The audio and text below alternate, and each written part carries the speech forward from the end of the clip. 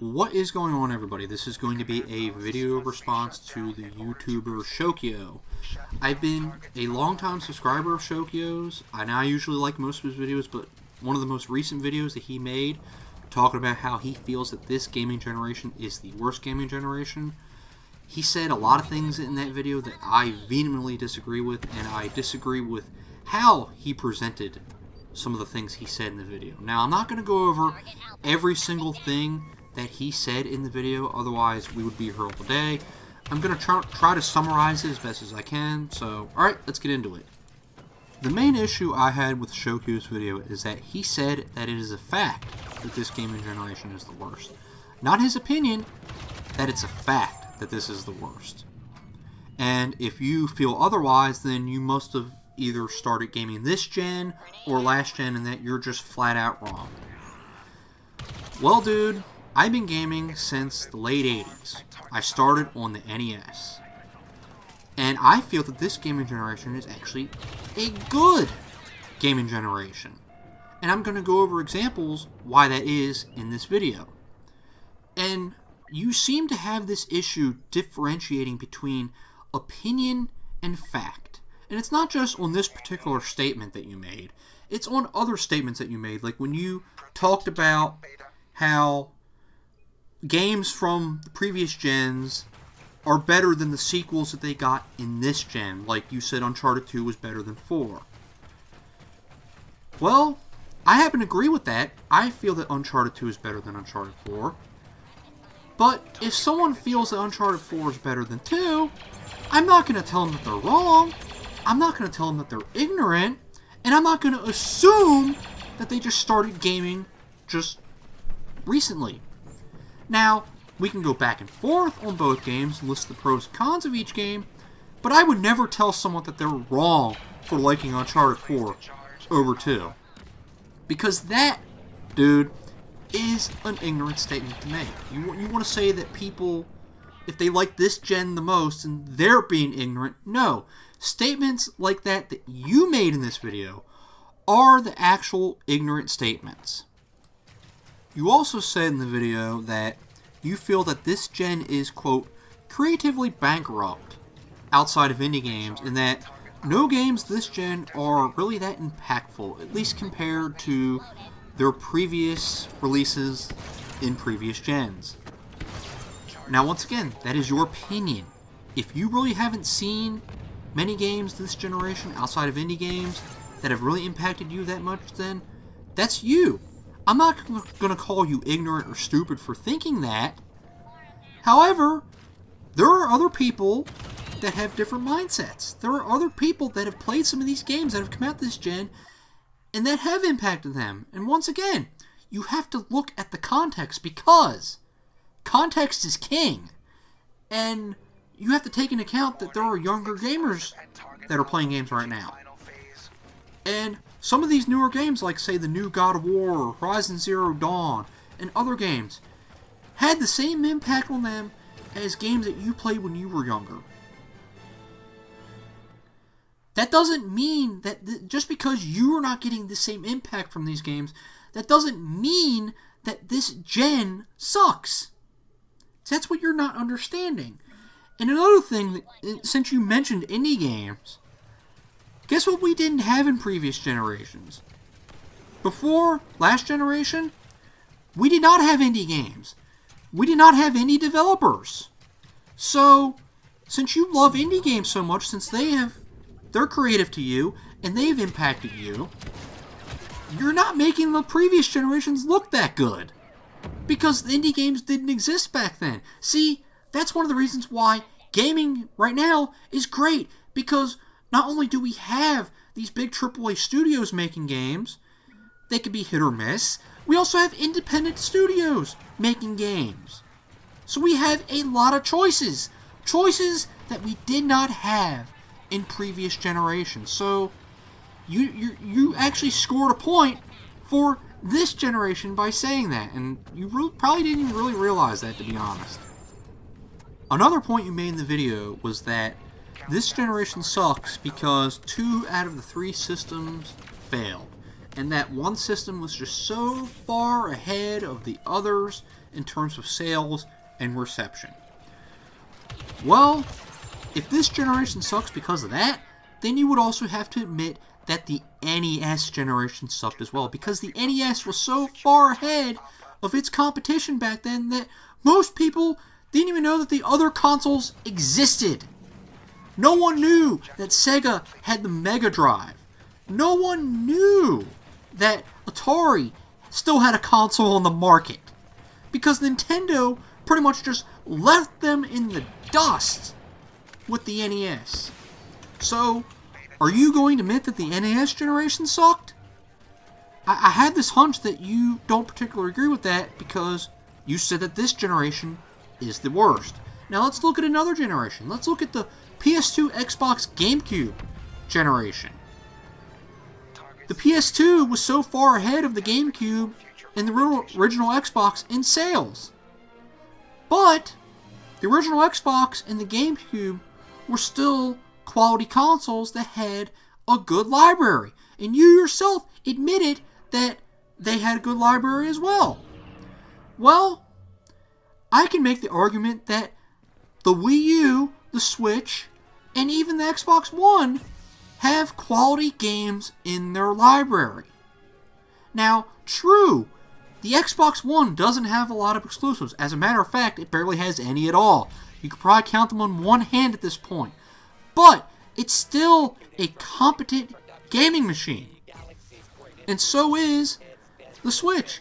And you could make a case for the Wii U as well if you like a lot of the games that are on it. So, once again, you can't say... There's too many similarities here between those previous gens and this generation, at least in that regard, but yet, to you, this generation sucks, and those generations didn't. That really doesn't make a whole lot of sense, man. I also got the vibe from your video, and you can correct me if I'm wrong, but I got the vibe that you just hate game patches. You hate day one patches. You hate game updates. You hate the fact that every time you put the game disc in, you have to download an update, and you just want to play the fucking game. Dude, you don't seem to understand how valuable these game patches are in gaming today. Now, it might seem annoying that you don't want to sit for a few minutes and wait for the patch to download, but they are a godsend, because there was a time when if a game from previous generations was buggy, had glitches, there was no way to fix them at all. Now, I'm not excusing the fact that there are games today that have these issues. Like you mentioned Fallout 76 and No Man's Sky as an example of games that were unfinished. Dude, I hate to break it to you, but there were a lot of unfinished games that came out in every single previous generation. The angry video game nerd, James Rolfe, has been making YouTube videos for over 10 years now, and he's made a living. He's made a living off of reviewing shitty games from previous generations. But you want to know what the difference between back then and today is? If a game had an issue back then, tough shit. That was it. You had to deal with it. But today, if there is an issue in the game and the developer can fix it, then they have the ability to do so now. That is the one thing that is great about gaming today. Now, once again, I'm not excusing these issues, but the fact that we have the ability to fix these issues today when we didn't back then makes this gaming generation, in my opinion, a lot better than previous generations. And while we're on the subject of games being unfinished and buggy, one of the things I'm really grateful about gaming today is that I can go to places like YouTube and Twitch and find out for myself by watching fellow gamers to see if a game sucks or not. Back in the day, back in previous generations, since according to you, all the previous generations are better than today. Back then, in order to find out if a game sucks or not, I had to end up buying it myself or renting it. You know how much money I've saved because of today's gaming? Watching other people play these games, I have saved so much money. Like, I saved myself from buying a game like Fallout 76 because of how gaming is today. Now, I know you'll probably say, well, YouTube and Twitch isn't really part of the gaming generation. They're separate entities. It's the internet. But that's not the point, dude.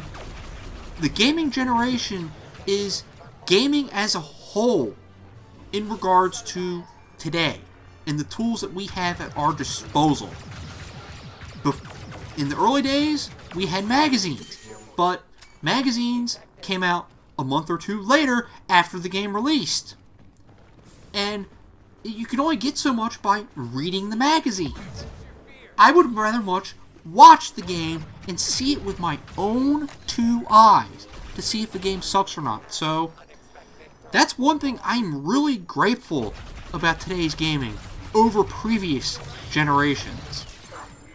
You also talked about how there are a lot of horrible business practices in gaming today, specifically microtransactions and loot boxes. While I agree that microtransactions and loot boxes can be horrible business practices, because I also feel that if they're implemented correctly, that they can be a good thing, or at least something that isn't intrusive.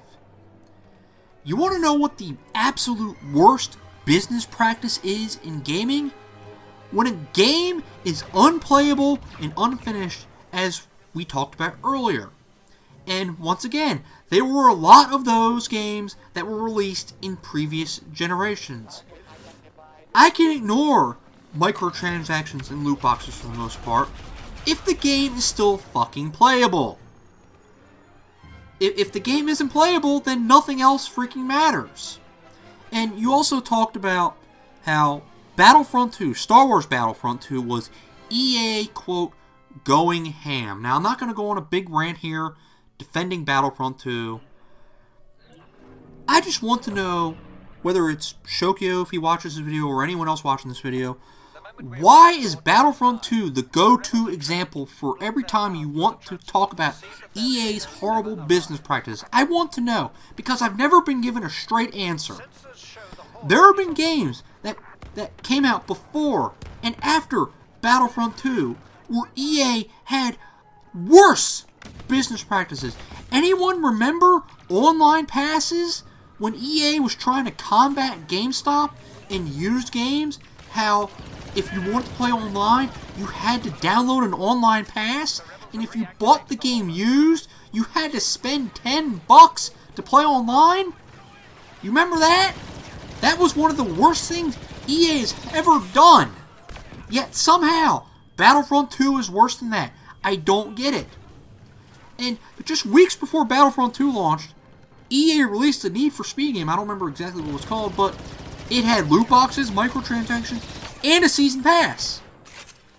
Battlefront 2 just had loot boxes, microtransactions were removed before the game officially launched, and were added in just, I think, 4 months later, and they were just for cosmetics. Yet, to Shokio and a lot of other people, they still go to Battlefront 2 as that big example of when EA really hit their peak of horrible business practices, and I don't get it. Sorry for the little mini rant. I just don't get it. I would love for someone to explain it to me. And I know someone will probably call me a hypocrite or any other names because you see Battlefront 2 gameplay in the back. It is what it is. But my overall point, is that horrible business practices are not exclusive to this generation. There were horrible business practices in previous generations, whether it's releasing unfinished games or Nintendo sticking to cartridges in the mid-90s so they could charge more for games because cartridges costed more than CDs. So, dude, the horrible business practices are not exclusive to this generation, and there are more horrible business practices aside from loot boxes and microtransactions. Honestly, when you actually sit back and think about what we have in gaming today compared to what we had in gaming back in previous generations, what did we have in previous generations that we don't have today? What is our favorite thing about going back and looking at previous generations? The only thing people really name when talking about previous generations is the great games. And as you said in your own video, Shokio, the great games are never going to go away. So when you actually sit down and list the pros and cons of each generation and really think about it, there is nothing in previous generations that we are missing. And there's nothing in previous generations that we don't already have today, on top of the good stuff that we have in gaming today. Before I end this video, I'm just going to talk about one final statement that you made in the video. And it was actually earlier in the video, but I'm going to end it on this. You made the statement that the gamers will empower the developers. You said that us gamers are the ones that are causing these developers to take advantage of us, that we empower them to do these horrible things, to have these unfinished games, to do these business practices, that we empower them by buying these games. You even said that the people who bought Fallout 76 should be shamed. Now, I wouldn't go that far, because there are some people out there that might have thought that Fallout 76 might end up being a decent game. Now see, you're saying that because you don't like Bethesda. And I can see why you don't like Bethesda, but that is your mindset going in. Believe it or not, there are some people out there that like Bethesda's games. I happen to like some of their games, for whatever reason. I can admit of their technical flaws and their bugs and glitches, but there's just something about some of their games that is addicting to me, and I enjoy playing them despite those flaws. So that's another thing you need to understand, that there are other people that have a different mindset than yours. So I'm not going to shame people for hoping Fallout 76 was going to be good, or at least decent. But the main thing about that statement you made that I find a little hypocritical, to be perfectly honest, is that when you talk about horrible business practices, one of the leaders of implementing horrible gaming practices is Nintendo. Your company, your favorite company, Nintendo, is the king. They are the king of horrible business practices. And guess what, dude? Every time you give money to Nintendo, you are empowering them to continue their horrible business practices. For example, in this video, you talked about how when you were talking about fighting games having less content than previous generations, you mentioned that Smash Brothers is going to have over 70 characters, more content, and that's a good thing. Now, I would also make the argument that having more characters doesn't automatically mean the game's going to be good, because, for example, Mortal Kombat Armageddon came out on the PS2, or at least in that era, and it had every single Mortal Kombat character, but the game was an overall disappointment because they took out features, they took out fatalities, which is the main reason people play Mortal Kombat, and they gutted the story mode. I would much rather play Mortal Kombat 10 from this generation than Mortal Kombat Armageddon, even though Mortal Kombat Armageddon had like 4 times the amount of characters in the game. But that's a little sidebar there. The point I'm trying to make here is that I've seen you criticize Nintendo on many of their business practices, and I commend you for that. It's one of the reasons why I'm subscribed to you. However, I know you're going to play Smash Brothers, so you're going to end up buying Smash Brothers. And not only are you going to buy Smash Brothers, you're also going to buy something else that many people in the gaming community has criticized Nintendo for, and that is their online. Because now they're charging for their online. Despite the fact that the online on the Switch has been free for the past year and a half, and it was completely free on the Wii U, now they're charging for it. And a lot of people are up in arms about that, including yourself. But I know what you're going to do, dude. I know. At the end of the day, you're going to end up buying Nintendo Online. I don't know if you haven't already. I'm going to assume you haven't, but I know when Smash launches, the new Smash Brothers, you're going to end up buying Nintendo Online. So, in conclusion, you really have no right to tell any other gamer that they're empowering these companies to implement horrible business practices when you yourself are doing that for Nintendo. Just because you're not doing it for Bethesda or EA or Activision or whoever, it doesn't matter because you're just doing it for another company. You're doing it for Nintendo, and it makes you sound a little hypocritical because of that. So, that is the end of the video. Please let me know what you think about all this, and until next time, you all have a good one.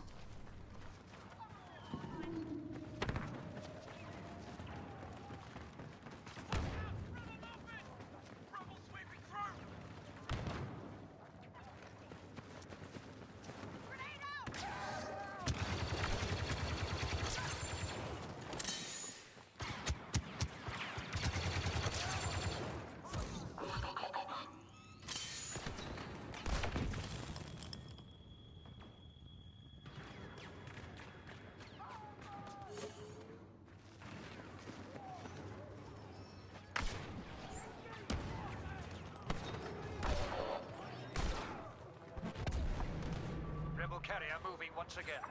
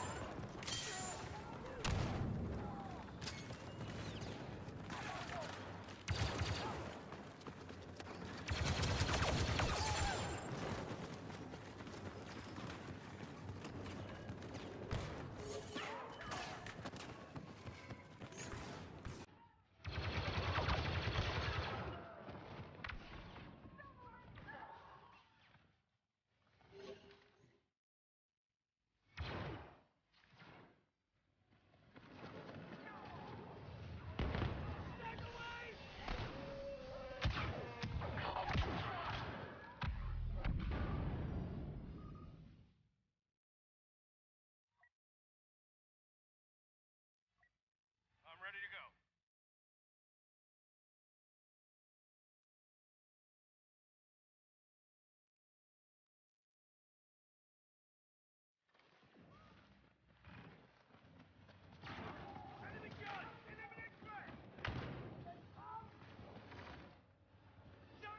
Watch for shrapnel!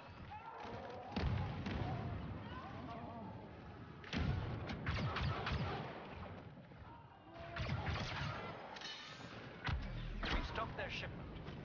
Form a perimeter and keep control. Another humiliating defeat for the rebellion. They won't be handing out medals for this battle.